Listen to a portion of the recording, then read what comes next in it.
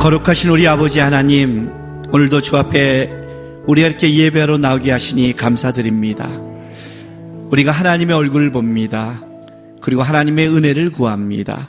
오늘 우리가 드리는 예배가 습관적인 어떤 예배가 아니라 주님 앞에 우리의 마음을 쏟고 주의 마음을 배워가며 오늘 이 시대에 하나님의 사람으로 살아가는 예배가 되게 깨닫게 하시고 함께하여 주옵소서.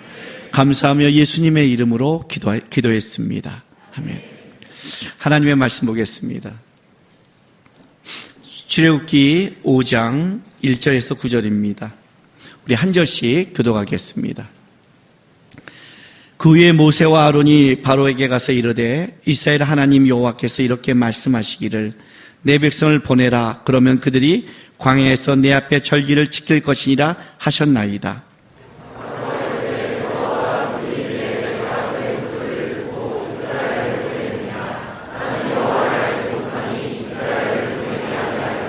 그들이 이르되 히브리인의 하나님이 우리에게 나타나셨은즉 우리가 광야로 사흘 길쯤 가서 우리 하나님 여호와께 제사를 드리려 하오니 가도록 허락하옵소서. 여호와께서 전염병이나 칼로 우리를 치실까 두려워하나이다.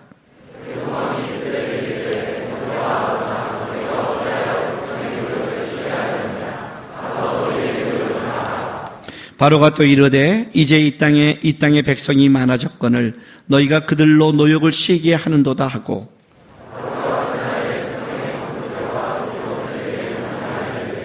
너희는 백성에게 다시는 벽돌로 쓸 집을 전과 같이 주지 말고 그들이 가서 스스로 집을 짓게 하라.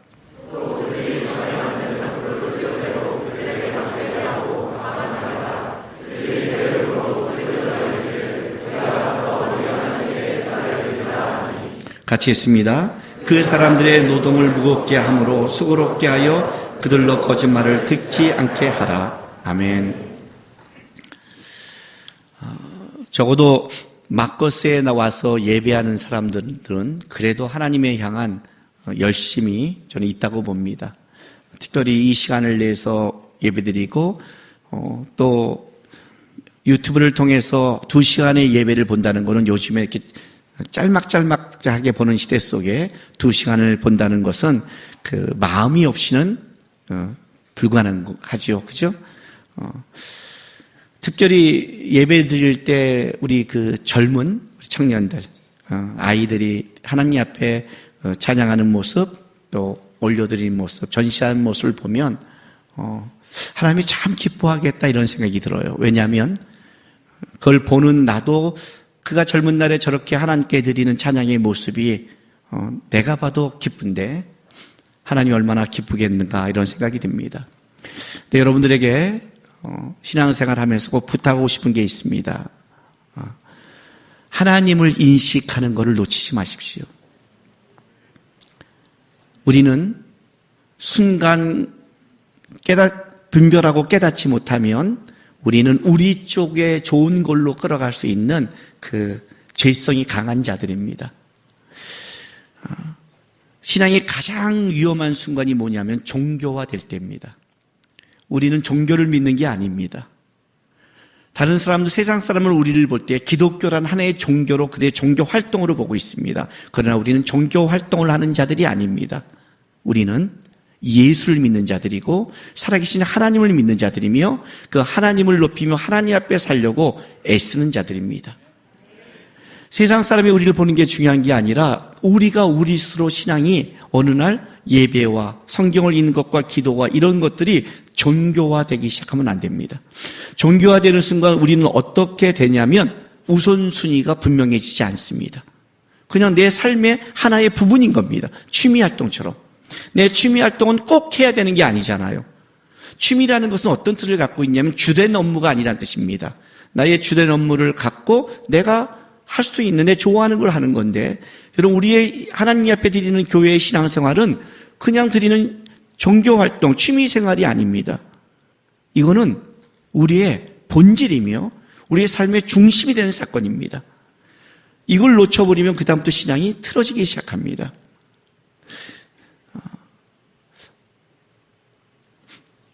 결혼해서 살아오면서 우리 아내와 이렇게 이제 살아가면서 어떤 부분에 있어서는 이렇게 같은 하나님을 믿지만 이렇게 관점에 따라 부닥치잖아요. 하는 것들을. 그죠? 이 부부싸움 한다고 하면 여러분이 생각하는 부부싸움으로 생각할까봐 제가 말이 두려워요. 어느 집을 막 보면 하니까 그렇게 생각해버리면 이게 곤란해지니까 두려워요. 근데 한 번은 어떤 일이 있었냐면 제가 결혼해서 굉장히 어렵게 살았습니다. 굉장히 어렵게 살았습니다. 뭐 결혼 전에도 어렵게 살았고 결혼해서도 어렵게 살았습니다. 거의 뭐 저는 결혼식 할 때 돈이 없어서 우리 아내가 모아놓은 돈으로 같이 했으니까. 뭐 저는 돈을 벌 수 없잖아요. 돈을 벌리는 부르심도 아니고, 그리고 너무너무 집에 빚과 가난 때문에 할 수 없었고, 그래서 우리 아내가 대출을 받고 우리 아내가 모아둔 돈으로 같이 했습니다. 뭐 그렇다고 해서 제가 뭐 죄책감은 없습니다. 하나님이 그런 돈 벌게 하셨고 나는 훈련 받아서 묶었다. 묶었다. 그래서 저는 뭐 그냥 우리 아내 돈으로 데이트하면 아내 돈으로 먹고 애인 돈으로 다 하는 게 너무나 떳떳했고 감사했습니다. 그렇다고 여러분 뻔뻔하네 그러지 마세요. 어느 날 제가 이렇게 이제 요즘은 이제 그래도 제가 목사로서 친다면 그래도 다른 사람보다 잘 나가잖아요. 집회 가서 돈을 벌어오잖아요. 목사로 산다 그러면 목사치고는 어쨌든 삶이 이게 상이잖아요. 목사로서 상이라는 거예요. 아셨죠? 이렇게 김남국 목사님 요새 그냥 상이래 잘 산대 죽여버릴 거예요 그냥. 어쨌든 목사치고는 그렇잖아요. 어느 날 이렇게 하다가 이제 뭐 살 때 우리 아내한테 여보 이거 살면 안 되게 탁 나갔더니 우리 아내가 날 딱 보더니 한참 전이에요. 당신이 해서 돈 벌고 그러니까 이거 당신이 벌었으니까 그렇게 말하는 거야? 이렇게 말하더라고요. 제가 아니 정신이 확 들었죠. 아니야. 진짜 그거 생각하고 나는 내가 나가서 돈을 번다고 하나님이 내가 벌고 당신은 안 번다고 생각하지 않아. 나는 벌게 했고 당신은 벌도록 도와줬고 이건 하나님이 그렇게 하신 거야. 여러분 그리스도인의 그 가정과 부부는 어떤 사람이 돈을 벌면 내가 벌었어. 나는 아니었어. 나는 집에 일해. 이런 식의 논리를 가지면 곤란해요. 그거는 굉장히 세상적인 논리예요. 하나님이 나를 통해 벌게 하셨어요. 왜 나를 통해 했어요? 나는 종이고 누구예요? 집에 계신 주인을 드리라고. 이해가 되세요? 그리스도인의 삶은 섬김의 삶이고 그리스도의 삶은 하나님이 나를 통로의 삶이지 내가 내 거를 주장하는 삶이 아니란 말이에요. 작은 것부터. 그래서 우리 아내한테 아니라고 그랬어요. 아니 하나님이 나를 통해 하셔. 이 얘기를 하는 거예요. 그러나 우리 아내와 나와 가끔 부닥쳤을 때 제가 이렇게 한 번에 얘기한 적이 있어요. 얘기하다가 너무너무 어렵고 힘든 아이를 낳는데도 진짜 힘들었으니까 뭐 10년 지날 동안 우리 아내 속을 하나도 못 샀어요. 제가 전도사 나가자마자 25만 원 받았는데 아무것도 없는 25만 원 갖고 아이를 키웠으니 뭐 방법이 없잖아요. 우리 아내가 절약하고 살아가는 것이 다였어요. 너무너무 힘들 때잖아요. 너무너무. 이제 그러다 보면 어떤 때 우리 아내가 남편한테 어떤 걸 얘기했는데, 이제 그게 또, 그때는 저도 이게 성숙하지 못하니까 그냥 들으면 되는데, 또 그때는 또 내가 또 하나님의 말씀으로 이걸 분명히 잡아야 된다고 생각해서 거룩한 사도가 돼서 부닥치는 거잖아요. 근데 이제 그리고 나서 우리 아내한테 팍 얘기하고 나서 제가 우리 아내한테 이 얘기를 해준 적이 있어요. 여보, 나는 당신이 어떤 말을 할 때 나한테 하는 말이기도 하지만 나는 두려운 게 하나 있어. 그 두려움이 뭐냐면 나는 어떤 말을 할 때 하나님이 여기 계신 것 같아. 신앙생활 하다가 어느 날 제가 원망을 못하게 되고 불평을 못하는 게 사라진 적이 있어요. 어느 날 갑자기. 왜냐하면 하나님이 여기 계신 것 같은 거예요. 하나님이 여기 계신데 내가 어떻게 없다고 하나님이 계신다면 그럴 수 있어? 이 말을 못하게 되는 거예요. 마음대로 해! 이 말을 못하게. 진짜 마음대로 하면 어떻게 하려고? 그죠? 죽여! 진짜. 하나님이 날 죽이지는 않고 죽을 만큼만 굴리면 어떻게 돼요? 그게 요나잖아요, 요나. 그죠? 나 안 가, 배째! 나 던져! 했더니 하나님이 알았어. 딱 바다에 던져놓고 해요. 안 죽여 대신이. 안 죽여 계속 물고물 시켰잖아요. 고래 뱃속에 사우나 시키고. 그잖아요. 고래 뱃속에 냄새 맡아도 3일 동안 사우나 하라니 얘가 어떻게 돼요? 야, 하나님도 그래, 나 너 안 죽여. 나 안 죽여. 대신 너가 죽겠다니까 죽을 만큼만 계속 돌릴게. 그거 토해냈잖아요. 한번 겪었잖아요. 배 타고 또 나가다가 요나가 또 죽여 그러면 어떻게 해야 돼요? 또 들어가잖아요. 안단 말이에요. 하나님의 그것을. 두려운 거예요. 전 두려운 거예요. 하나님이 여기 계신 것 같으니까. 하나님이 여기 계신 것 같다는 인식이 들어온 그 순간부터 나의 신앙은 업그레이드되기 시작했어요. 그 전까지의 신앙은 내 좋은 대로 왔다 갔다 하나님 믿고 살아가다가 언제부터 내가 하나님과 깊어지기 시작했냐면 내가 종교인이 아니라 완전한 신앙인의 삶을 살아가게 된 계기는 언제냐면 어느 날 하나님이 내 앞에 계신다는 걸 내가 인식하기 시작할 때부터 그랬어요. 그때는 내 말과 이런 것들이 내 삶이 어떤 걸 결정할 때도 하나님이 여기 있는 것 같지. 여기 있는 것 같지. 나는 오늘날 많은 기독교인들이 신앙이 약화된 가장 큰 거는 하나님에 대한 인식이 약해져서 그래요. 그래서 내가 여기 있는 아이들이 찬양하는 모습 볼 때 기쁜 게 그거예요. 다만 여러분의 청년 때 부탁하고 싶은 건 이거예요. 그것이 오늘 하루의 어떤 감정과 상황과 찬양에 끝나는 것이 아니라 항상 그렇게 하나님을 인식하면서 예배 때는 하나님을 높여 찬양하지만 삶에서는 삶의 모습으로, 언어로, 태도로, 모양으로 하나님을 높인다면 여러분의 삶의 모든 곳에 하나님이 기뻐하시며 그 속에서 하나님이 여러분 시대에 놀라운 일을 분명히 해가실 걸 믿기 때문에 그래요. 저는 불교 집안에 태어났어요. 느낌이 오죠? 독실한 불교 집안. 아주 독실해요. 독실한 불교 집안은 샤머니즘 불교와 좀 달라요. 어느 날 친구 때문에 교회를 가게 돼서 어머니한테 가서 어머니 나 교회 갈게요 그랬더니 독실한 불교 집안은 이렇게 말을 해요. 교회 가. 이게 독실한 불교예요. 한 집에 두 가지 종교 영 안 돼. 이거는 샤머니즘 불교예요. 우리도 불교식 기독교, 유교식 기독교, 샤머니즘 기독교가 우리 안에 섞여 있잖아요. 성경의 마인드의 기독교가 있어야 되는데 불교도 마찬가지예요. 샤머니즘 불교가 있어요. 그런 사람들은 막 떨어요. 근데 독실한 불교는 깨달음을 강조하니까 어디 가서도 깨달으면 되는 거예요. 그래서 보냈어요. 가서 교회 가서 성경을 보고 깨달아라. 수양을 해라. 미치지 마라. 종교적으로 미쳐서 전도하고 막 이러지 말고 너가 조용히 너가 깊어져라. 보내셨어요. 그래서 전 핍박받지 않고 교회에 나오기 시작했어요. 우리 어머니가 그래서. 문제는 뭐라고 그랬죠? 전도가 불가능해요. 전도를 하는 순간 우리 어머니는 멋있게 보냈는데 넌 미친놈이 된 거예요. 종교에. 그러니까 이거 참 어려웠어요. 그러나 어쨌든 왔어요. 그리고 난 재밌게 다녔어요. 난 교회 가는 게 너무너무 즐거웠어요. 왜냐하면 우리는 아들만 사형제인데 내가 둘째였어요. 큰형, 나, 셋째 동생, 남동생. 남동생과 저와의 차이는 막내 동생은 19년 차이가 나요. 뭐 그런 걸 놀래요? 나는 19년 차의 동생 때문에 놀란 적이 없어요. 내 머리가 빠질 때 전 놀랬어요.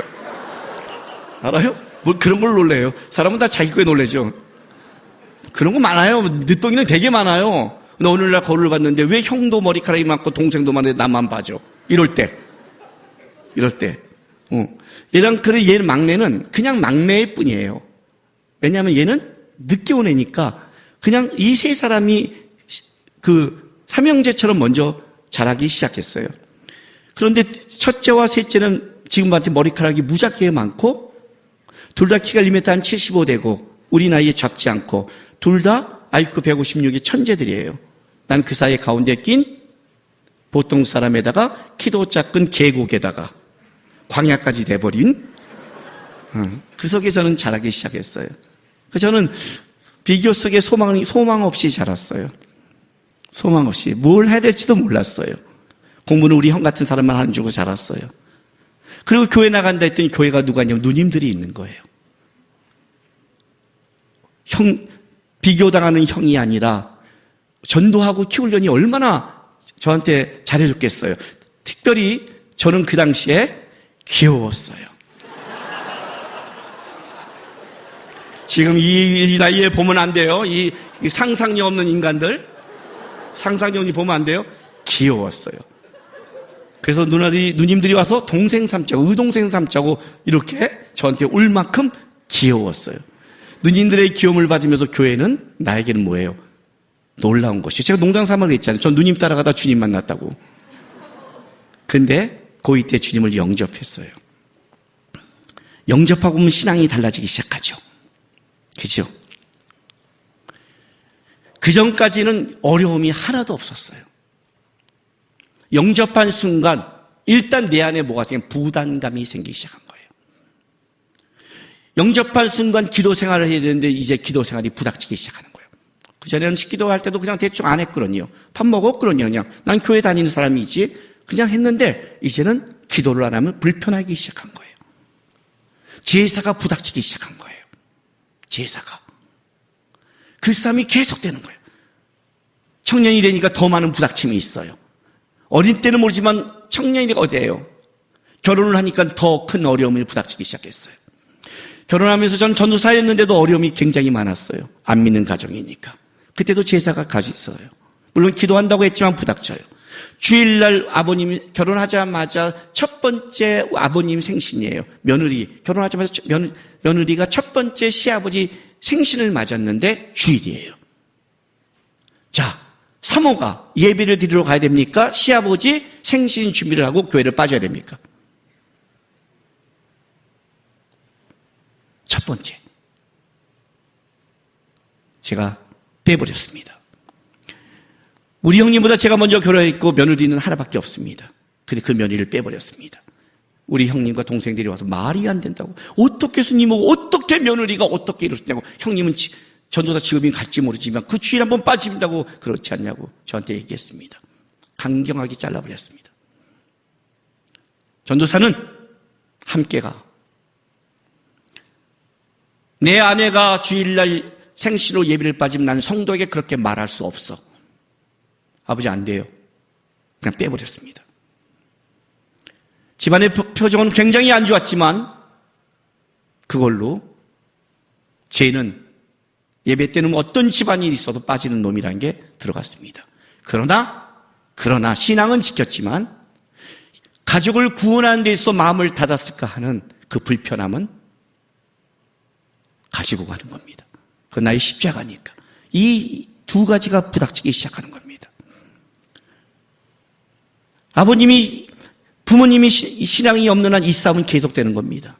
언제 그나마 이 제사가 사라졌냐면 아버님이 돌아가셨을 때 아버님의 그 유서에 기독교 장례식으로 하라고 그랬고 그 전에 영접했기 때문에 30년이 넘었습니다. 제가 이 말을 왜 먼저 전제에 까는 줄 아십니까? 신앙은 하나님을 인식하고 살아가는 신앙의 삶은 불편합니다. 하나님을 인식하는 사람은 마음이 불편합니다. 신앙을 지키면 전도에 대한 책임 때문에 불편하고 가족에게 타협을 해서 마음을 주면 하나님 앞에 내가 못 보이는 원칙을 놓친 것에 대한 불편함이 있는 겁니다. 이 땅에서 신앙의 삶이 편하지 않습니다. 하나님을 인식하는 게 아멘으로 끝나는 게 아니라 하나님을 인식하는 나의 그 가정, 세상, 삶의 장소에서는 하나님을 인식하지 않는 사람들 속에 내가 하나님을 지킬 뿐더러 거기에 대한 책임까지, 빛과 소금의 책임까지 감당해야 될 불편함이 있는 겁니다. 근데 문제는 내가 신앙을 지키면 하나님은 빨리 우리 아버님을 구원하고 빨리 역사하는 게 아니라 그 삶의 시간이 너무 오래되고 지속되고 내 생각을 넘어서서 끌어간다는 게 문제입니다. 오늘 성경이 그 얘기를 하는 겁니다. 여러분이 성경을 볼 때 어떤 마음으로 보셔야 되냐면 여러분이 이 속에 있는 사람이 되셔야 됩니다. 모세가 되어야 되는 겁니다. 출애굽기는 구원에 대한 책입니다. 구원의 과정을 설명합니다. 바로는 이 당시에 세상이고 바로는 세상을 대표하는 자입니다. 오늘 이 본문의 가장 큰 대비는 어디서 일어나면 5장 1절과 2절로 벌어집니다. 보겠습니다. 5장 1절. 그 후에 모세와 아론이 바로에게 가서 이르되 이스라엘 하나님 여호와께서 이렇게 말씀하시기를 내 백성을 보내라. 그러면 그들이 광야에서 내 앞에 절기를 지킬 것이라 하셨나이다. 자, 모세가 이렇게 말합니다. 이스라엘의 하나님 여호와께서 말씀하셨다. 이거예요. 나에게 말씀하셨다. 이렇게 하고 설명을 한 겁니다. 그랬더니 2절에 뭐라고 바로가 이 말을 딱 듣고 뭐라고 말하냐면 바로가 이르되 여호와가 누구이기에 내가 그의 목소리를 들고 이스라엘을 보내겠느냐. 나는 여호와를 알지 못하니 이스라엘을 보내지 아니하노라. 요게 딱 부닥치는 겁니다. 나는 분명히 하나님의 말씀을 들었습니다. 그 하나님의 소명도 들었습니다. 가라는 것도 들고 어떻게 하는 것도 들었습니다. 그러나 그걸 해야 될 그 장소에서는 하나님은 어떻게 되냐면 아무 말씀이 없는 겁니다. 그 세상은 뭐라고 말하냐면 나는 여호와를 알지 못한다는 거예요. 내가 그렇게 할 이유가 없다고 말하는 거예요. 이게 당황스러운 거예요. 더구나 더 당황스러운 건 뭐냐면 오늘 이 본문 4장 28절부터 31절을 제가 좀 읽어드리겠습니다. 모세가 여호와께서 자기에게 분부하여 보내신 모든 말씀과 여호와께서 자기에게 명령하신 모든 이적을 아론에게 알리니라. 모세와 아론이 가서 이스라엘 자손의 모든 장로를 모으고 아론이 여호와께서 모세에게 이르신 모든 말씀을 전하고 그 백성 앞에서 이적을 행하니 백성이 믿으며 여호와께서 이스라엘 자손을 찾으시고 그들의 고난을 살피셨다함을 듣고 머지수가 경배하더라. 출애굽기 4장은 모세가 소명을 받고 이들에게 말하고 돌아오다가 시보라 사건이 벌어집니다. 그죠? 같이 오다가 베란간 길에서 쉬고 있을 때 하나님이 돌진해서 모세를 죽여보려는 겁니다. 이 모세를 죽이려는 걸 보고 놀래서 시보라가 어떻게 돼요? 자녀들을 할례를 행하며 던지면서 당신 나의 피남편이다. 언약의 남편이라고 고백해서 모세가 살아납니다. 모세가 하나님의 말씀을 갖고 세상의 소명을 갖고 감당하는데 시보라가 인정하지 않은 겁니다. 시보라가 모세가 죽으려고 할 때 할례를 행했다는 것은 뭐예요? 알고 있었다는 뜻이죠. 아마 모세가 가면서 무슨 이야기를 했을 때 시보라는 거절했을 겁니다. 왜? 40년을 처가살이한 주제에 베란강 가면서 무슨 미친 소리를 한 거예요.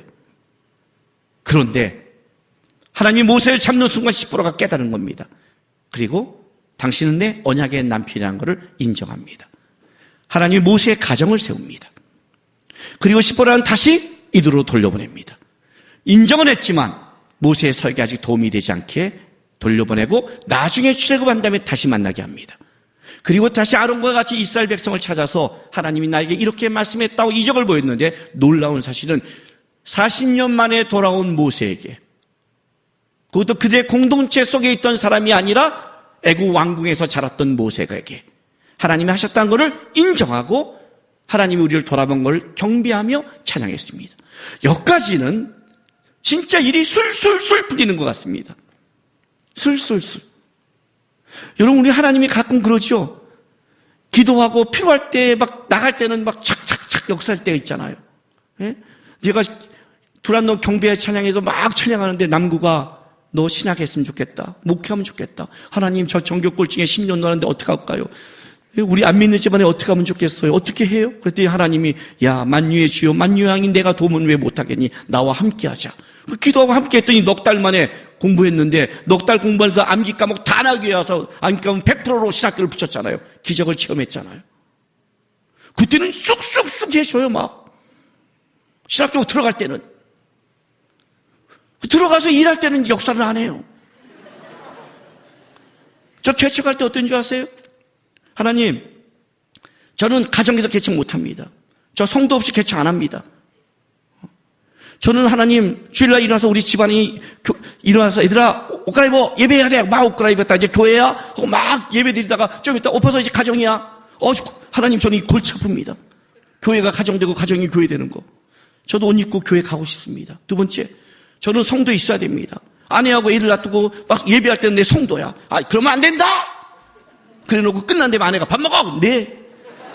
이건 이 성도와 이거는 설교할 맛도 안 나고 설교 시간에 보복을 할 것 같다는 거예요. 그러면 안 됩니다. 성도는 우리 아내가 인딱 하면 끝난 다음에 이제 나는 아내야 밥 처먹어 이렇게.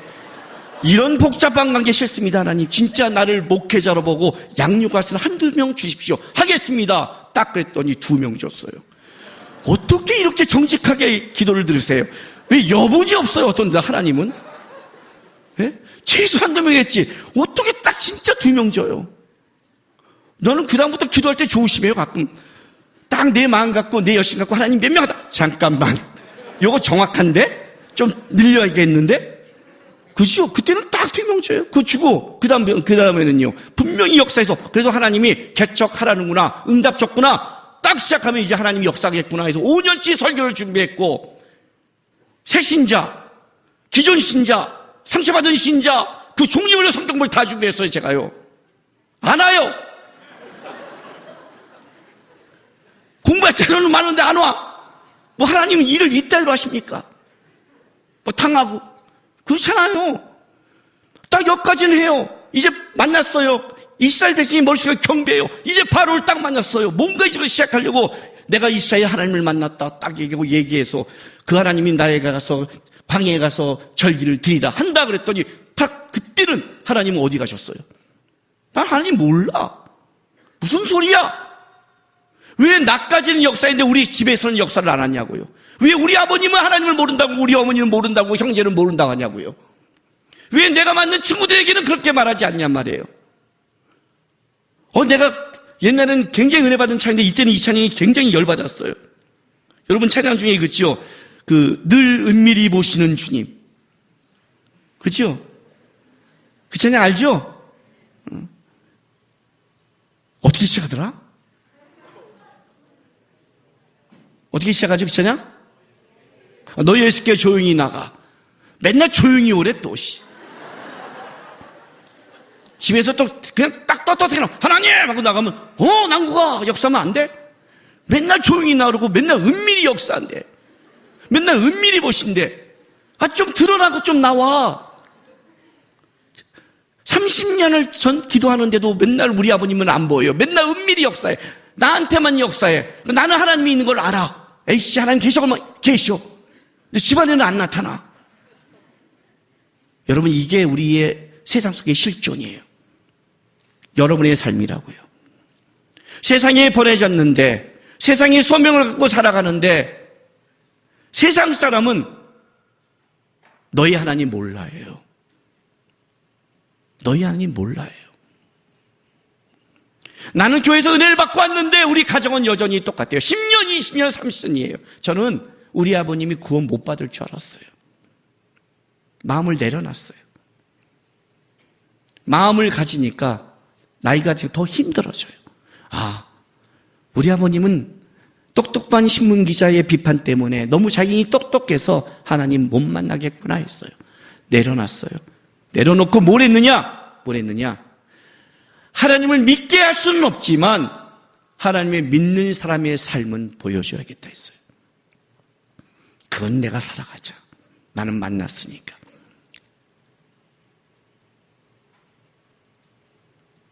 우리 아내와 나는 부모님들을 우리가 모시기로 작정을 했어요. 중간에 들어가서 시댁살이를 했어요. 우리 아내가 기꺼이 했어요. 똑같이 구원할 수는 없지만 내가 할 수 있는 최선의 거를 다 하자요. 다 하자. 들어가 살자.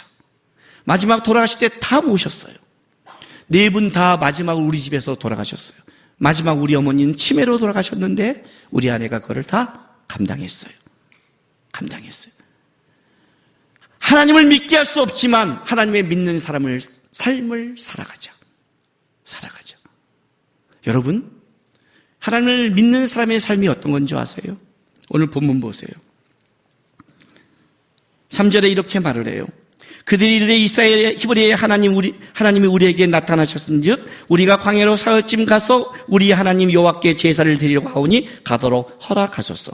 여호와께서 전염병이나 칼로 우리를 치실까 두려워하나이다. 그랬더니 이렇게 말해요. 애굽왕이 그들에게 이르되 모세와 아론아 너희가 어찌하여 백성의 노역을 쉬게 하느냐? 가서 너희의 노역을 하라. 그리고 5절부터 8절까지 어떻게 가냐면 그걸로 끝난 게 아니라 바로가 또 이르되 이제 이 땅의 백성이 많아졌거늘 너희가 그들로 노역을 시게 하는도다 하고 바로가 그날에 당일에 백성의 감독관들 관리들에게 명령하여 이르되 너희는 백성에게 다시 벽돌을 집을 전과 같이 주지 말고 그들이 스스로 집을 죽게 하라. 또 그들이 전에 만든 벽돌 쇠도록 그들에게 만들게 하고 감하지 말라. 그들이 게으름으로, 게으리가 뭔지 알아요? 느슨하게 되었다는 거예요. 저것들이 생각이 빠졌구나. 아주 느슨해졌네. 함으로 소리질러 이르기를 우리가 가서 우리 하나님께 제사를 드리자 하니 그 사람들이 노동을 무겁게 함으로, 그죠? 강조죠. 노동도 무거운데 무겁잖아요. 무겁게 함으로 수고롭게 하여 그들의 거짓말을 듣지 않게 하라. 무슨 말인지 아세요? 고달퍼졌어요. 고달퍼졌어요. 구원은 할 수 없지만 믿는 자의 삶을 살아가기로 결정한 순간 어떤 일이 벌어졌냐면 고달퍼졌어요. 내가 편하면 그 속에 하나님의 일하심을 나로 통해 보여주지 못할까 봐. 구원은 하나님의 손에 있지만 구원의 받은 자의 삶은 내가 살아가야 되니까. 여러분 보시죠. 마지막 치매의 어머니를 모실 때는 너무너무 힘들었어요. 여러분 치매는요 달라요. 그냥 달라요. 그 전에 어떤 부모를 마셔도 우리 부모님 성격 이상해. 치매는 그냥 무조건 달라요. 완전히 달라요. 우리 아내가 보면서 책임은 건 이거예요. 그때 우리 어머님은 영접했고 구원 받으셨어요. 그럼에도 모신 건 이거예요. 우리 아내가 혹시 형제들이 우리의 수고와 노고를 통해 하나님을 안다면, 우리가 하나님 앞에 그 사람들을 변하실 능력과 우리의 섬김의 한계가 있지만 우리가 할 수 있는 하나님 앞에 그거를 감당한다면 하나님이 구원의 어떤 일을 이루시지 않으실까? 구원의 길이라는 게 그냥 아멘 예수를 믿었어 감사해 은혜 받았어 이런 길이 아니에요. 여러분, 그 구원을 받은 자의 삶은 세상에서는 고단하고 구원받은 자의 삶을 책임을 진다는 것은 세상은 더 우리를 힘들게 하고 어렵게 해요. 여러분 이런 경험 해보지 않았어요? 내가 섬겼더니 더 호구가 되는 것 안 해봤어요? 해봤죠? 이거 안 해보면 그렇게 호구되는 길을 하나님의 이름으로 축복합니다. 옛날에는 내가 확 화를 내서 못했는데, 나도 성질을 부렸으니까 못했는데 내가 그 주님 앞에 섬기려 했더니 어떻게 돼요? 더 호구가 돼요. 제가 가르쳤던 학생이 한 말이잖아요. 청년 때 하나님 앞에 한번 살아보자, 집에 가서 섬겨보자 들어와서 열심히 섬겼더니 바람간 언니가 어느 이상하게 보다가 한 달 정도 지나니까 얘가 달라졌네? 그랬더니 변할 줄 알았더니 웬걸? 그때 더 시키더래요. 더 시키대요. 그러다가 화를 냈더니 야 너 왜 네가 한다면서 왜 그래? 막 오히려 이거 어쩐지 좀 한 것 같더라. 오히려 더 이상한 소리를 듣는 거예요. 그래서 열이 받으니까 저한테 찾아왔어요. 왜? 제가 가르쳤으니까 나한테 따지러 오는 거예요. 전사님 배운 대로 했는데 왜 이 모양입니까? 제가 뭐라고 한 줄 아세요? 잘 되고 있잖아. 이게 잘 되는 거라고요? 그럼 네가 섬기면 거기가 변할 줄 알았어? 그럼 기도하는 너도 안 변하는데 그 사람이 변할 것 같아? 섬김이 그냥 변화시키려고 하는 목적인 줄 알아? 주님을 닮아가는 목적이고 주님이 원했기 때문에 그냥 살아가는 거예요. 그 손해를 감수하는 거예요. 이 고단함을 감수하는 거예요. 하나님이었다 이 고단함 속에 모세와 아론과 이스라엘 백성을 뒀어요. 왜요? 하나님이 나타나면 바로가 믿었을까요? 하나님 여기 역사문 믿잖아요. 그랬을까요? 아니에요. 여러분, 나중에 10가지 표정이 애굽에 내렸을 때 바로 안 믿었어요. 세상의 제일 완고함은 하나님의 역사를 보고 믿지 않아요. 예수가 이 땅에 와 십자가를 지니까 너가 하나님이라도 너부터 구원하라고 했던 사람이 그게 죄의 본성이에요. 착각하지 마세요. 하나님 역사하면 됩니다. 착각하지 마세요. 하나님 쉽게 다루려고 하지 마세요. 아니에요. 여러분, 그게 아니에요. 하나님은 믿는 자를 통해서 그들과 우리의 다름을 보여주고 싶은 거예요. 그들한테 다름을 보여주는 거예요. 그게 구원받는 자의 삶을 살아가는 거예요. 오늘 여기 보세요. 5장 3절 보세요. 그들이 이르되 히브리의 하나님이 우리에게 나타나신지 우리가 광야로 사흘 길쯤 가서 우리 하나님 여호와께 제사를 드려 하오니. 이게 무슨 말이에요? 이게 무슨 말이에요? 우리는 나갈 자란 뜻이에요. 바로 이게 말하잖아요. 우리는 이 땅에 있는 자가 아니라 우리 하나님을 만났은즉 광야로 나갈 자입니다. 광야로 나가서 제사를 드려야 됩니다. 우리가 세상에 뭐라고 그래요? 우리는 이 땅에 머물 자가 아닙니다라고 말하잖아요. 우리는 하늘에 갈 자라고 말하잖아요. 그래서 우리는 어떻게 돼요? 이곳에 싸움을 하는 게 아니라 이스라엘 백성이 광야에 나가는 싸움처럼 우리도 뭐예요? 나가는 싸움을 하는 거예요. 나가는 싸움. 천국을 바라보는 싸움. 천국의 소망을 갖게 이 땅의 가치를 쫓지 않는 거예요. 이 땅의 문화를 쫓지 않는 거라고요. 이 세상의 것을 낙을 쫓지 않는단 말이에요. 이 땅에서는 고단할지언정 이걸 포기하지 않는단 말이에요. 왜? 이들을 통해서 하나님이 나갈 자들의 하나님과 함께한 자의 삶이 무언지를 보여주는 거예요. 우리를 통해 하나님과 함께하는 삶이 드러나는 거란 말이에요. 이게 세상에서 우리가 살아가는 싸움이에요, 여러분. 저는요, 우리 아이들을 바라보고 있으면 아까 찬양하는 모습에 너무 감사해요. 그러나 안타까워요. 마음이 쓰리다고요. 왜요? 여러분이 살아가는 이 시대의 문화와 여러분이 이 시대의 세상과 싸워야 될 이 고단함을 저는 보이니까.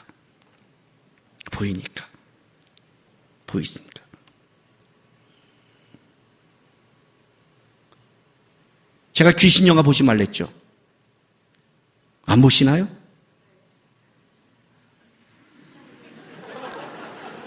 천국 가면 앞자리에 앉아 있을 거예요. 목사님의 말을 듣고 안 할 정도라면 천국 가면 앞자리예요. 저는 안 봐요. 귀신이 나는 귀신 영화 봐도 괜찮아. 헛소리 하지 마세요. 나는 무서울 것 같아요? 예? 제가 안 보이세요? 제 눈빛이? 어렸을 때 우리 아이들한테 귀신 책도 보지 못하게 했어요.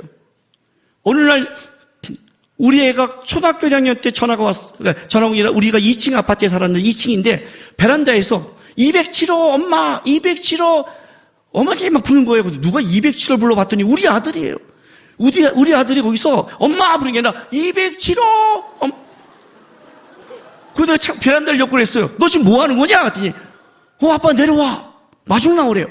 낮 12시에 마중을 나오래요. 1학년이. 낮 12시에 2층인데 걸어오면 되잖아요. 걸어와. 마중 나와. 저기 미쳤나? 마중 나갔어요. 왜냐면 그때는 2층 엘리베이터가 안 섰어요. 3층에 있으니까 얘가 계단을 걸어왔는데 거기를 못 끄는 거예요. 왔어요. 이상하잖아요. 그죠? 저녁 때가 됐어요. 늦게 이제 그날 다음날 학교 안 가는 날인데 11시까지 늦게까지 놀다가 이제 이빨 닦고 자라 왔더니 딱 화장실에 들어가는데 못 들어가요. 안 들어간대요. 이빨 닦고 자. 안 들어가는데 같이 들어가지. 아니, 너 오늘 미쳤어. 너는 왜 그러냐, 너 오늘. 들어가! 그랬더니 안 들어간대. 딱 느낌이 온 거예요. 느낌이 왔어요. 학교에서 귀신 나오는 책을 본 거예요. 근데 그 귀신 나온 책이 종류를 봤는데 계단에 앉아 있는 거예요, 귀신이. 집에 오는데 계단에 못 올라오는 거예요. 말했죠? 까따라비야. 내가 보고도 듣고도 경험하지 않은 건 역사하지 않는다. 보여주고 밑밥 깔고 역사한다. 얘가 봤어요. 겁난 거예요. 그리고 또 뭘 본 줄 알아요? 거울에서 나오는 거. 우리 그거 많이 나오잖아요, 영화에서. 그죠? 그러니까 딱 들어가는데 화장실 경우는 이만하잖아요. 딱 보는 순간 못 들어가는 거예요. 들어가! 못 들어가! 내가 봤잖아. 너! 봤지? 들어가, 이 새끼야! 안 들어가면 죽을 줄 알아. 매 갖고 왔어요. 죽을 줄 알아. 아빠가 무서워. 귀신이 무서워. 아빠가 무서워. 아빠는 귀신 세계에 소문났어. 뭘로? 무서운 사람으로. 귀신 오라고 그래. 예수의 이름으로 죽여버릴까, 쌍놈의 새끼들. 아빠는 귀신, 저는 사람이 무서워요, 여러분. 말했잖아요. 침대 밑에 귀신이 있다. 괜찮아요, 물리치면 돼요. 침대 밑에 사람이 있다. 오, 도망가야 돼요. 그죠? 못 보겠어요. 보면 역사거든요. 여러분, 무섭냐 안 무섭냐의 문제가 아니에요. 그 시간을 빼앗긴다는 게 문제예요. 거룩한 걸 보지 못하는 게 문제예요. 그리고 더 중요한 거는 지금 내가 괜찮다 해도 내가 어떤 순간에 문제가 생겼을 때 그걸 끄집어내면 나는 무너질 수 있어요. 사단이 그걸 어떻게 작동하는지 알고 그렇게 교만방자하세요. 우리는 적어도 세상을 변화시킬 수는 없을지 모르지만 세상에 끌려가진 않는단 말이에요. 오늘 여기서 모세가 뭘 말한 줄 알아요? 바로는 변화시킬 수 없지만 내가 하나님과 함께 가는 사람이라는 걸 증명하고 있잖아요. 우리는 예수와 함께하는 사람이라고요. 우리의 인생은 예수와 함께하는 게 보여줘야 된단 말이에요. 그래서 그런 문화를 쫓지 말라고요. 할로윈도 가지 마세요. 그런 거 분장도 하지 마세요. 난 내 자식이라면 일주일 유치원 안 보내요. 그냥 저는 항의해요. 안 보내요. 뭐 끝까지 어떻다고요. 뭐 유치원? 우리 많이 빠뜨렸어요. 뭐 상관없어요. 그런 거요. 초등학교 때도 빠졌어요. 뭐 일주일 놀러 가면 그냥 빠졌어요. 괜찮아요. 수련회 갈 때 빠지고 놀러 갈 때 빠지고 다 빠졌어요. 괜찮아요. 애들 건전하게 다 하잖아요. 염려하지 마세요. 하나님과 함께하는 걸 보여줘야 돼요. 그게 우리의 부르심이에요. 우리는 세상을 바꿀 수 없어요. 세상에 나가면 우리는 쪼대될 수 있고 세상은 우리를 인정도 안 할 때가 있어요. 바로처럼 나는 몰라. 핑계대? 이게 교회 생활한다고 이따위야? 어때는 교회 핑계로 우리를 죽이잖아요. 어떻게 교회 다니가 이럴 수 있어? 그죠? 그것 때문에 우리가 핍박받고 어려울 수가 있어요. 그걸 우리가 어떻게 바꿀 수는 없는 건 분명한 사실이야. 그러나 하나님은 뭘 보여주시냐면 그 속에 하나님과 함께 살아가는 자의 모습을 통해 일하시길 기대하는 거예요. 결국 모세를 통해 하나님이 드러나거든요. 결국 그렇게 하나님과 행동하는 자를 통해 뭐가 좀 거룩이 드러나는 거예요. 그렇기 때문에 내 눈과 내 귀와 내 삶이 세상에 안 좋은 쪽을 보지 마시고 그 정도는 하나님 앞에 할 수 있잖아요. 할 수 있잖아요. 너희가 세상에서 환난을 당하라 담대하라. 어떤 환난이요? 세상에서 어떤 환난을 당하셨어요? 도대체 어떤 환난을? 하나님 때문에 기꺼이 당하셔야죠. 기꺼이. 거룩하지 않은 걸 보지 좀 마세요. 유튜브도 좀 많이 보지 말라고요. 유튜브 좀비 좀 되지 말라고요. 마커스 보는 건 괜찮다고 그랬어요, 제가요. 제 설교도 괜찮아요. 거룩한 건 괜찮아요, 거룩한 건. 그래서 거룩한 것도 가끔 끊으세요. 지하철장 보시면서 눈을 들어 하늘 보라. 너의 도움이 어디서 올고 주님 좀 보라고요, 주님 좀. 예수와 함께하는 삶 좀 보여주라고요. 그래서 적어도 하나님, 나는 내가 있는 곳에 세상을 변화시킬 수 없었지만 구원시킬 수는 없었지만 저는 그 자리에서 내가 하나님과 함께하는 삶의 책임과 함께하는 삶의 모습은 저는 지켜나갔습니다. 나는 예수와 함께 평생 살아갈 것입니다 하는 여러분 되시길 바랍니다. 기도합시다. 여러분, 주님 인식하며 살겠습니다. 대단한 일, 위대한 일을 못할지 모르겠지만 한 가지 하겠습니다. 예수와 함께 가겠습니다. 예수와 함께 행동하겠습니다. 내 주위에 어떤 사람들이 위대한 일이 보이지 않나도 쟤는 예수 따라가는 사람이야. 이 삶은 제가 끝까지 가겠습니다. 우리 다 같이 주여 한번 외치면서 기도하며 나가겠습니다. 주여! 할렐루야. 아버지 하나님 감사합니다. 예수의 사람으로 삼아주셔서 감사합니다. 하나님을 믿게 해주셔서 감사합니다.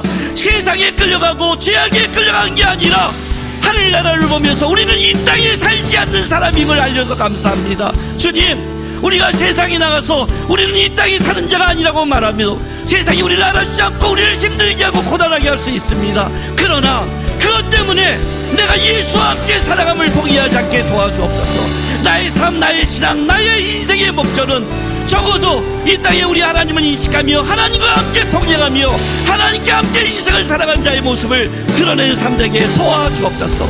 끝까지 예수와 함께하는, 예수와 행동하는, 예수와 살아가는 인생 되게 역사하시고 인도하여 주시옵소서. 주님,